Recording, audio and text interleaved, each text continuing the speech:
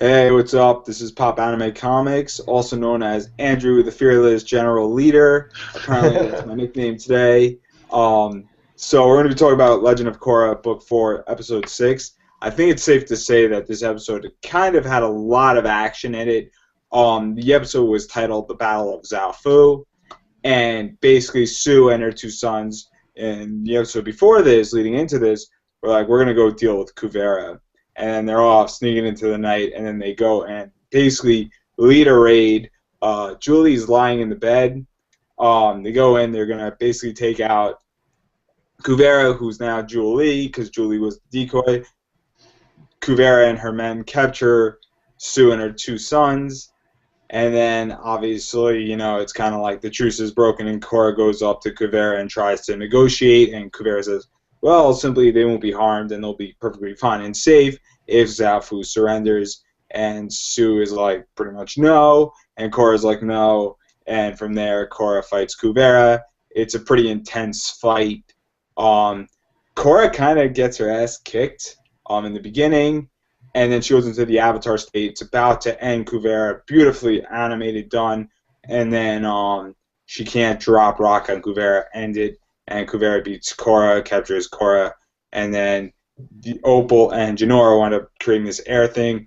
Kuvera goes ballistic, says you broke our agreement, has all the Earth troops that she has under her control attack, and the Airbenders create this gigantic vortex, summon Milu, and they basically escape on a flying bison with Zaofu now under Kuvera's control.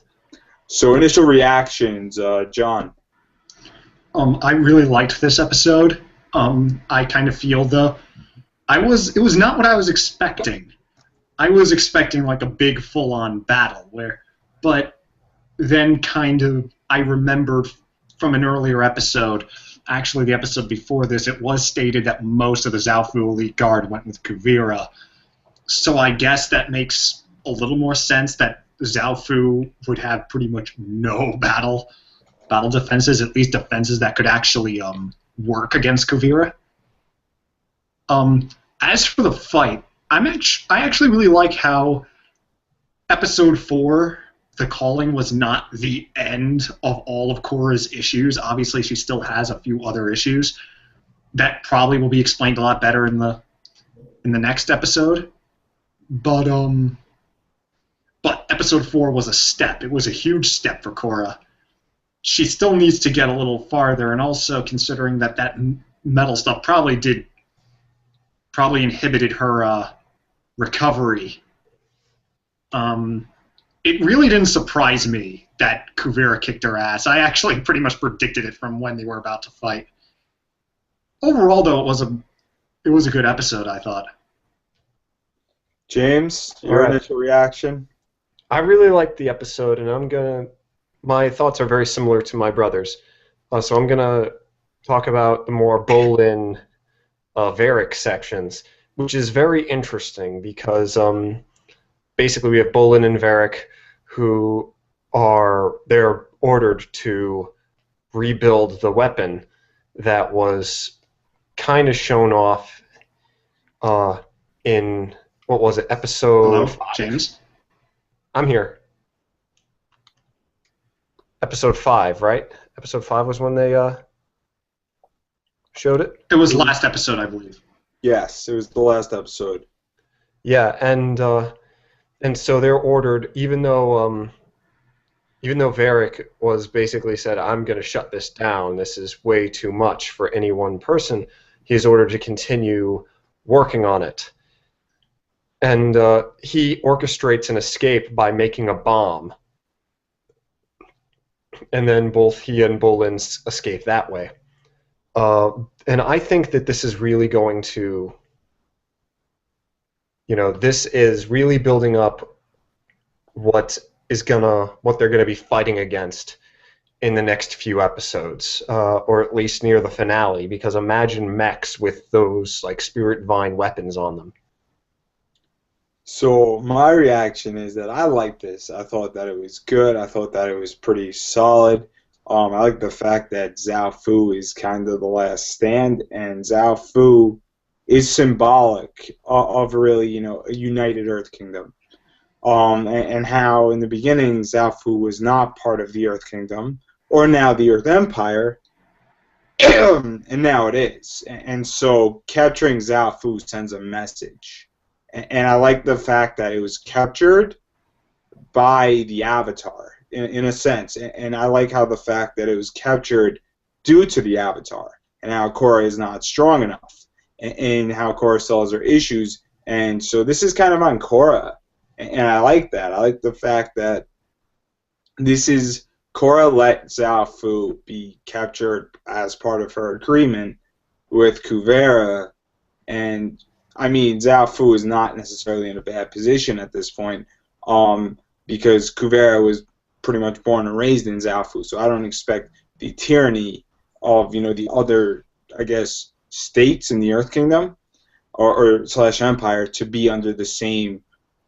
I guess what I'm saying is that I expect Zaofu to be in a better position now that it's under Kuvera and it's Kuvera's hometown, or where she spent most of her life in, rather than the first town that we saw them capturing and hailing to her. And so I like the fact that it's kind of like it's on Korra is really what this all is to me, and that's how I reacted, is that Korra failed and Kuvera just took the opportunity. And so I'm like watching it, I'm like, Kuvera is pretty bad, but also Korra is 50% responsible for all this, because if she failed, if she succeeded, then Zaofu would be fine, and since she didn't succeed, Zaofu fell, and that sends two messages really throughout this. It's the fact that the Earth Kingdom is under a united front. And the same thing is that Korra still has her issues, and she's a weak Avatar. So let's get into the specifics of the episode. Obviously, what do you think of Sue in this entire thing? Taking a massive stance, and Sue's actions. John, start. I mean, I think it's understandable because Sue seems to know a lot more about what Kuvira has been doing. Probably because Opal and some of the other airbenders have informed her, making you wonder how the hell the world leaders didn't know. But at the same time, it wasn't a very smart move, because Kuvira was probably already thinking, like, I could get assassinated, probably already had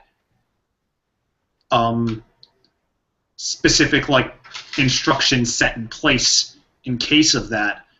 I almost think that, even though I do believe Sue really believed that the plan was going to work, Sue was kind of a factor in putting Korra in the much worse position to fight Kuvira before she was ready to. I mean, it was only been a day since she took the metal out of her, the remaining bits of metal. So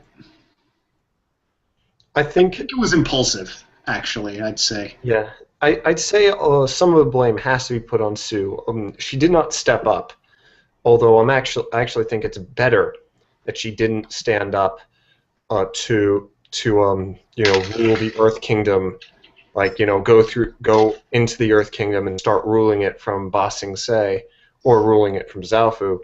I think really, throughout the series, Sue has shown that she is not a responsible leader at all. Or she's not Lin Beifong, basically.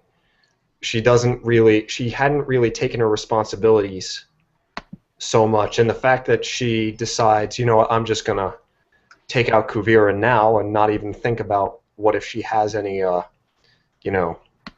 guards or any plans in case this happens. The fact that she was that impulsive to go out and just try to end it in one single stroke. I think it shows also that, one, Sue had the foresight to know she was not the leader that the Earth King needed, but two, she did not handle the situation that was given to her well at all. Just to add to that, Another thing I noticed is that Sue is a very poor judge of character. She hang out with uh, a lot of questionable people in her youth, including Zahir. Her truth seer guy actually betrayed her, and then she also taught Kuvira, who later betrayed her. So yeah, Sue's not the best judge of character. Yeah, Sue definitely is not, I would not call Sue a fantastic leader. She didn't do anything during, when the Earth Kingdom was here initially fell down, and in those 3 years she didn't do anything. She kind of left Zafu. I think that the word is autonomous. Yeah. And really kind of said, we're just going to stay out of it, and it's not our problem. And that's not really what a good leader should have done. And that she is very contrasting towards, Lynn. And it's kind of like just really interesting. And the fact that you say, we're going to go deal with this, and we're going to go do what should have been done a while ago, and she only took 3 soldiers, and she didn't really have good recon. I mean, it's kind of a failure, and it's a problem that she did, and it's just an issue of leadership. But also, I feel that she didn't have much of a choice except to go with an assassination. But I feel like if she was going to assassinate somebody, wouldn't you want the Avatar with you if you're going to go assassinate somebody? I mean, that's just me here, and I understand. Maybe the Avatar Korra would have been like, hold up, there's got to be a better solution here. But even still, like, you're going into an enemy camp that has probably like over like 5,000 soldiers. Like, I don't know about you, but wouldn't you want a little bit more firepower? I don't really understand what she was thinking, but obviously lack of judgment is a good word to throw around here. She also gave Kuvira kind of almost a perfect chance to make Kuvira seem like the good side, because after she was captured, Kuvira's like, I offer the entire Earth Kingdom the prosperity Zaofu gets, yet this leader has selfishly kept it all here and now has tried to assassinate me in my sleep. Yeah, it's kind of like you broke our truce. I mean, Kuvira, like, the more I look at Avatar at this point, the more I think that, okay, Kuvira is not great, but she's not bad either. It's kind of like, wait a second, Kuvira doesn't seem that bad. Considering that Sue broke the truce. I mean, considering that she decided to negotiate before she attacked. I mean, I'm not saying what she's doing is the best thing in the world, but you got to look at it saying, wait a second, she's not just attacking and taking power immediately. She's saying, look, I want to work with you, and I don't want to kill you people. I don't want to go to war with you. You can join me, and then we could have a good time. And sure, I want you to say certain things so that everybody knows that I'm in charge and not you. But I'm gonna let you still have power, and that you're just gonna have a limited amount of power. But you're still gonna be in control, and everybody in this village is gonna know you answer to me, but they have to answer to you. And so I'm just a step above you, and that's not so terrible if it brings peace. And she's not using she's using the threat of violence, but actually not using violence. I think the word you're looking for is smart. Yeah. If I may interject, it seems though to me that what they're setting up with Kuvira is that she is offering throughout the leaders of the Earth Kingdom after it fell and it kind of split itself apart into small little kingdoms. She said to the leaders, "You'll still have autonomy just as long as you do what I say." But it seems like throughout the series, she has promised certain things, and then it's like, I'll give up power after this, but then she goes for more power, and then she goes for even more, and then for even more. When is it going to be where she just says, you can't say, if you say a word bad against me, if you question me, then you're going to go to the re-education camp. If you even think, like, when is she going to start to accuse her citizens of thought crime? If you even think I'm not going to have a, if you even think I'm not a good leader, then that's a treason, basically. Yeah, I don't really know when that's going to happen. I mean, obviously, I think we're going down that path where, eventually it's going to be like, it's escalating. There's no question, because when you're dealing with that much power, the escalation has to occur. And it's just that will it happen, in the next 2 episodes, or will we not even get to that point? But naturally, I think it would happen. I don't know what's going to happen. I mean, I don't even know like where Korra stands in this entire show yet. This episode, because after Korra removed the metal out, I was like, okay, we got Korra back, and now Korra still has problems, and it's kind of like, where does the rest of the world stand? Because I don't really see the problem with the Kuvera. They're dealing with an internal situation that, unless Kuvera says, I want the Fire Nation, let's go take the Fire Nation back. They screwed us 100 years ago, let's go give them hell. Not to, that they have fire and stuff, but let's go give them hell anyway. And, and then it becomes an issue where the Avatar has to step in. But Korra lost. It's kind of like, okay, they got Zafu, and if Kuvera technically stops right now, I don't really see what the world can do. Well, here's the thing, and I may have said this before in earlier videos, but I kind of think that Kuvira is not going to stop at Zaofu. That'd just be too easy. I think that it might come to the point where she's like, let's take back Republic City. It's on former Earth Kingdom territory. Then things might get a little... That's just a personal fan theory. Who knows? They might go in a very different direction, but it does lead to what I think is a legitimate question. Now that Kuvira has Zaofu, what's next? I think it's Republic City as well. Honestly, clearly the spirit mine is going to be involved.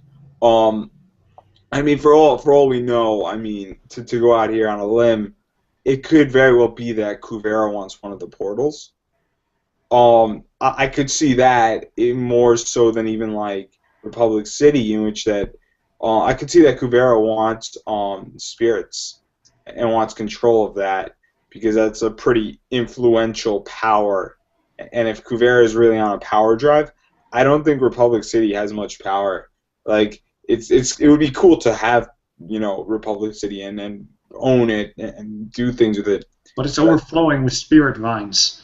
If she gets it, she pretty much has a huge supply. That's the thing, is that, like, I mean, I'm just thinking militaristically here, and thinking that if you have an energy weapon source, so they're using a lot of spirit vines. Republic City does not have that resource, but the North Pole and the South Pole do, and I would tend to think that she might be going for the North Pole, and that complicates things with Korra, because Korra's from the North Pole, right? I mean, or is it the South? She's from the South. Okay, well, actually, I mean, her father was originally from the North, so that's where it gets confusing. No. I just mix up where, Southern versus Northern Water Tribe. But that's what I'm thinking, is that, it's definitely going to be after Zaofu. I don't see a Fire Nation war. I see more of an Earth-bending war going, Earthbenders versus Waterbenders. I see that happening a lot sooner than, Republic City. Just to mix things up and really get things interesting. So we got off on a tangent here, but my next thought and my next discussion point here is, what did you think of the fight itself between Korra and Kuvera? Well, it was really strange watching for me. At first, when I first watched, it was strange because I couldn't help but feel that Korra has been more inventive with using the elements as an attack than she was in this particular fight. She seemed really, really, really weak in this fight, especially from the feats we have seen her do in past seasons. Especially when she was fighting Zahir with her legs and arms and hands bound up. That was pretty cool. Yeah. So thinking about it, it makes sense. Again, she had only gotten the metal out of her for about a day. She hasn't really healed yet, in a sense where there's the damage. Yeah, she has the metal out and she can re-enter the Avatar state, but the damage is still there. I mean, I kind of think she did a little better than she was doing in the first season because, one generic Earthbender, like someone who isn't even worth giving a name, beat her in the first episode, and yet she held her own against Kuvira for a decent amount of time, much longer than that fight. So I think she's gotten better. Like, I think it's to the point where her reflexes are coming back, but the raw power is just no longer there because that metal did its damage.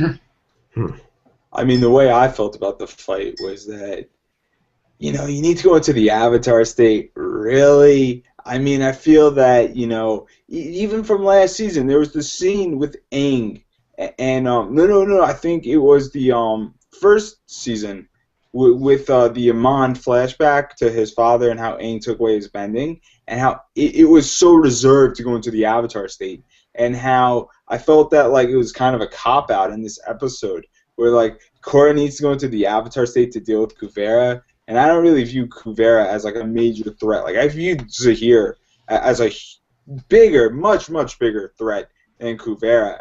I view Kuvira as just a talented bender, and really nothing more in the fact that she has, I guess, balls, for lack of a better word, to just convince a bunch of people saying, this is not how it should be, and we should be in charge, and I'm going to lead you to be in charge. Like, I just view Kuvira as this massive, talented bender. And then the fact that, but Korra is also a talented bender, and even despite, the fact that her reflexes are there, I mean, it just doesn't fit right with me.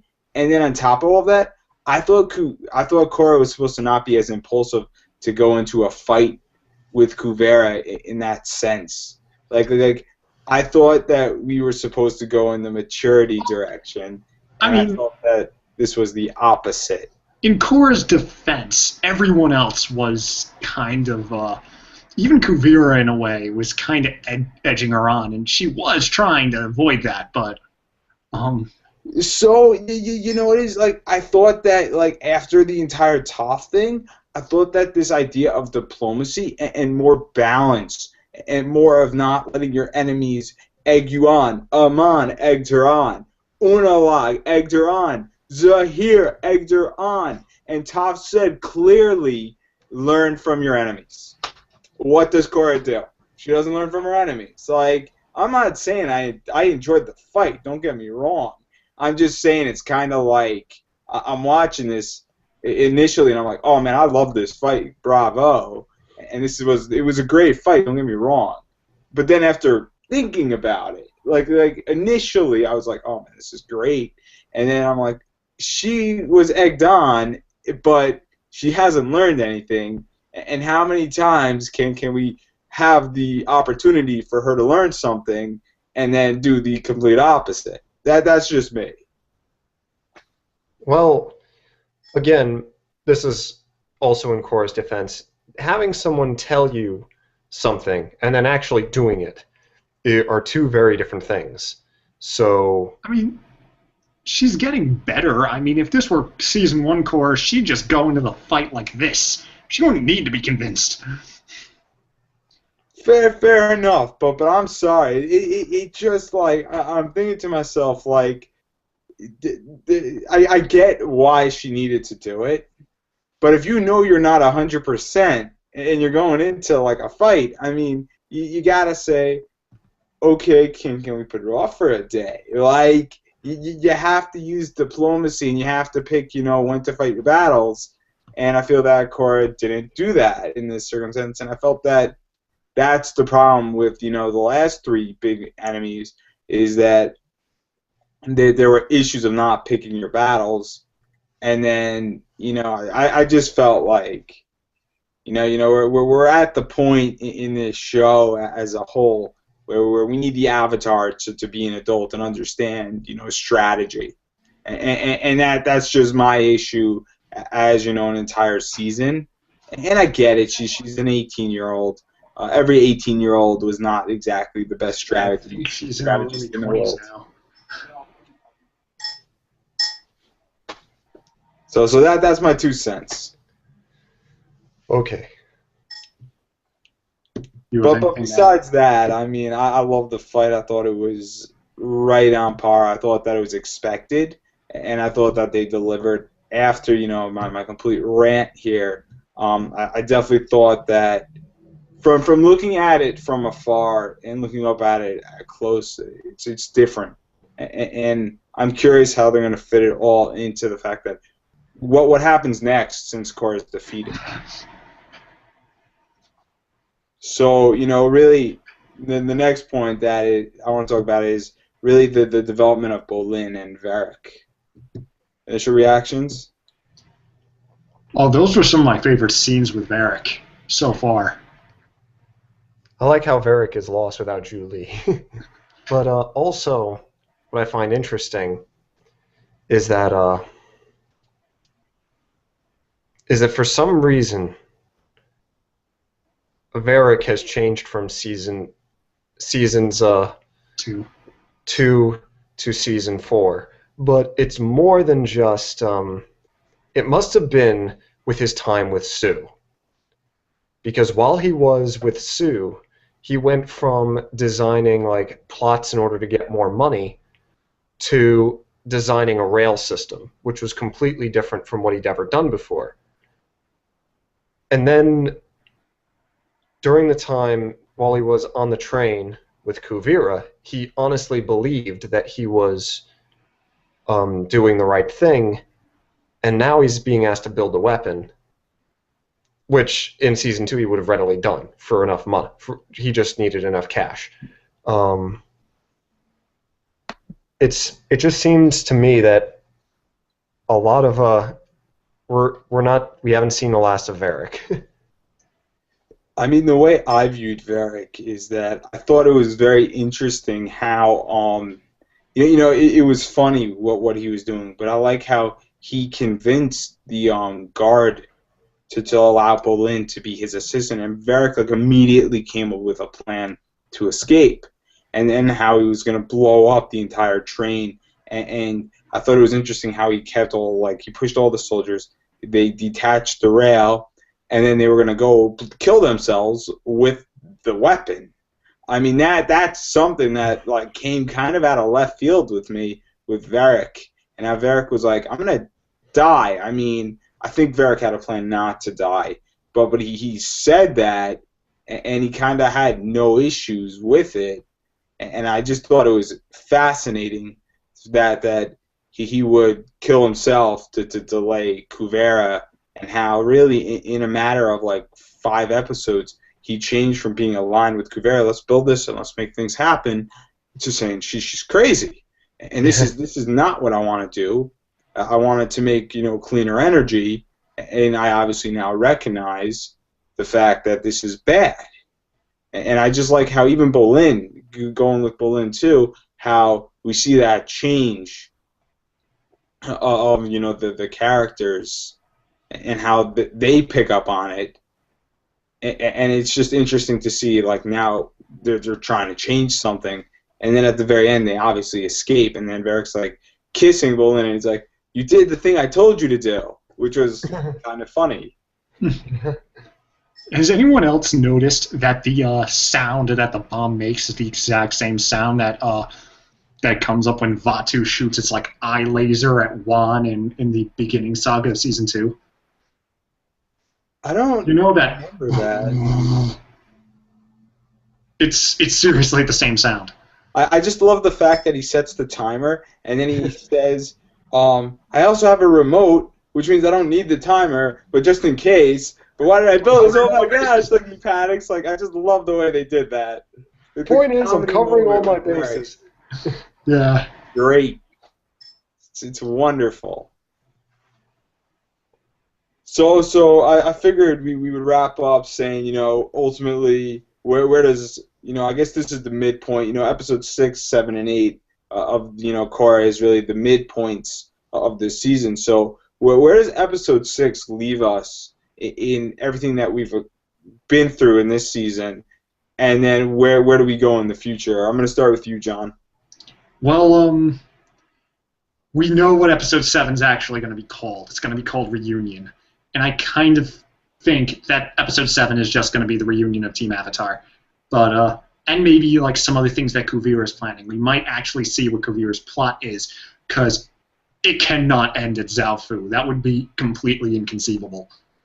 And it just wouldn't be a story with that. So, and also, I think that perhaps maybe we might get some stuff with the spirit vines, but I think it's mostly going to be all the main characters reuniting and beginning their counterattack. Because throughout the rest of this season, Kuvira has been getting victory after victory after victory after victory, and the heroes have been kind of retreating.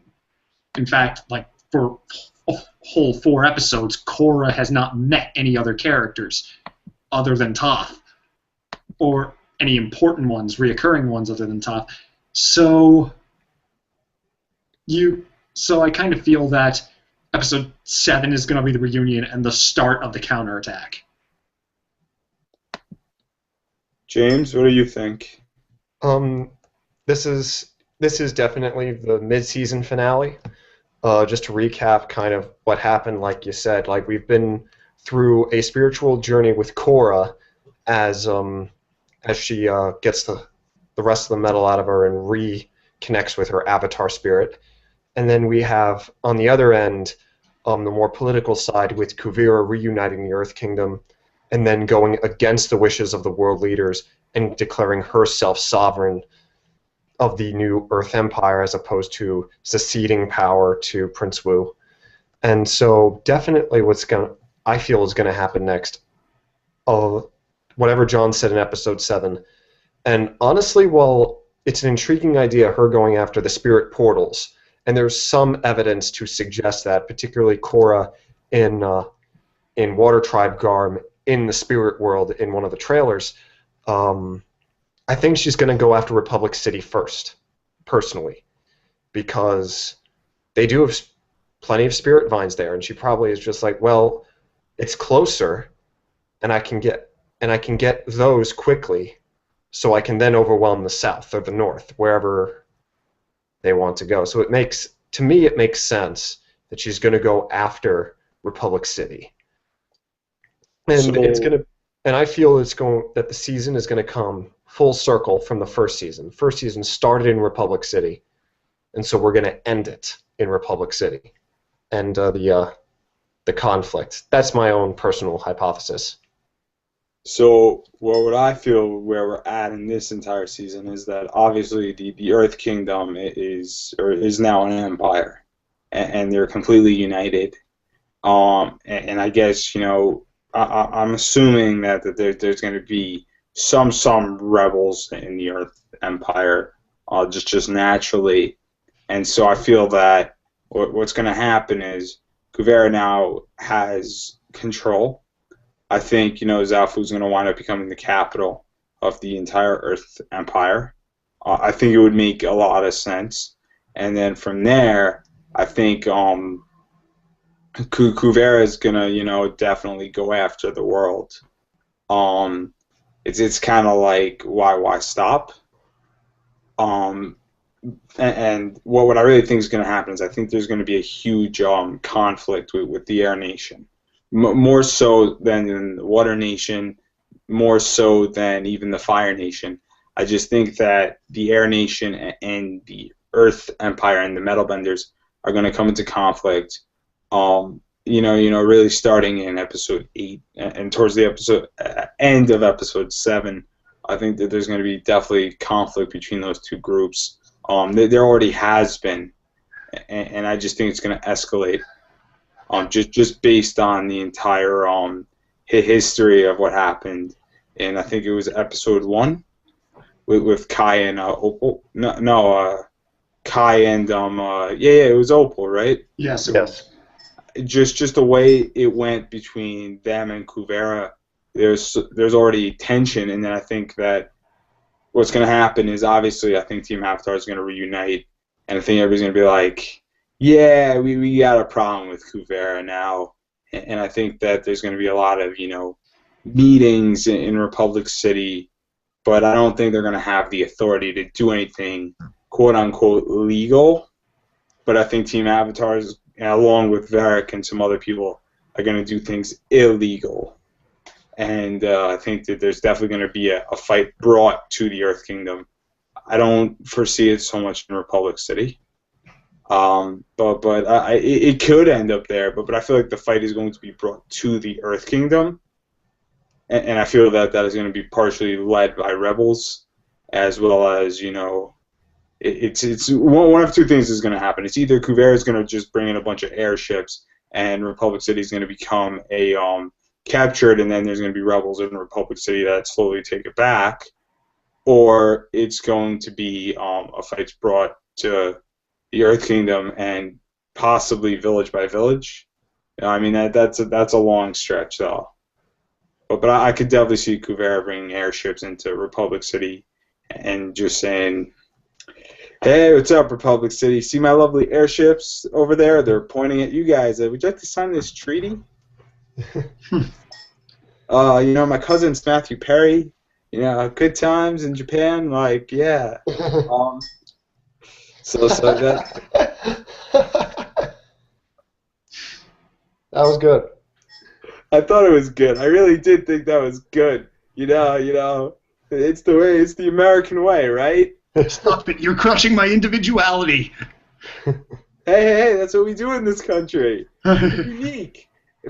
Except there's 7 other billion people who are exactly like you, but you're still unique. It's okay. You're a unique individual, just like everybody else. But you're still unique. It's okay. I think that ends our core discussion for today. Thanks to you for everybody who's watching.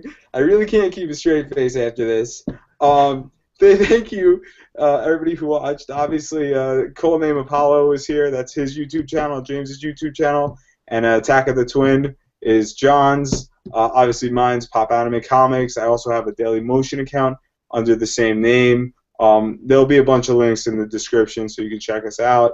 What we do, it's a lot of cool stuff. We have a lot of fun, and if you want to join one of these hangouts with us, you're more than welcome. Just leave your contact info, and we do them weekly, or we attempt to.